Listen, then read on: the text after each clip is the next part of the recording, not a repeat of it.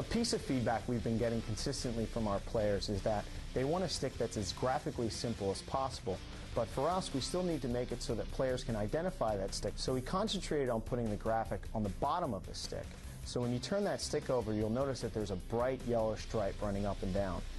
For us, it's important that when a player scores and throws that stick over his head, that bright yellow stripe shines in the light so that every kid and every consumer can see that stick from far away and know that that's a Supreme 195.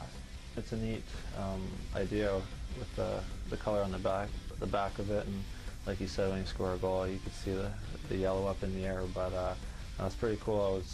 You don't see anything in the bottom, and then all of a sudden at the back, it's got a little bit of flash to it. You know, using the 195, I really felt, you know, the way the stick is constructed. You know, you don't have to use that much of your own energy to, you know, really get a good hard shot off, and the stick does most of the work for you. One of the design elements that we built into the Supreme 195 stick was this matte finish in the lower third of the blade.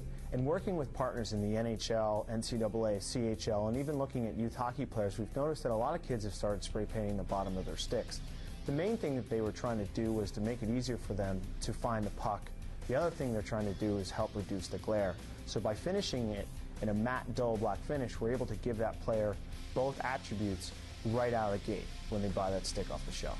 You know, one thing growing up, I painted all my equipment black, so my stick would be all blacked out. And I think with this kind of design, it's just a little bit more, you know, there's a lot of black in it.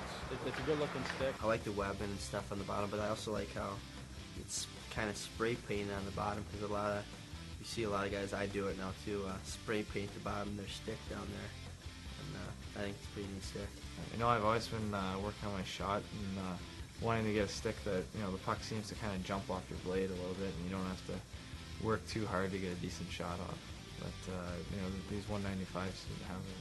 You know, when I saw it, I think it's the best looking stick I've ever seen. I mean, I think that really appeals to players when they see a good looking stick. I mean, they want to use a stick like this. And, you know I'm excited about using it and just what it's going to look like on the ice and photos and things like that.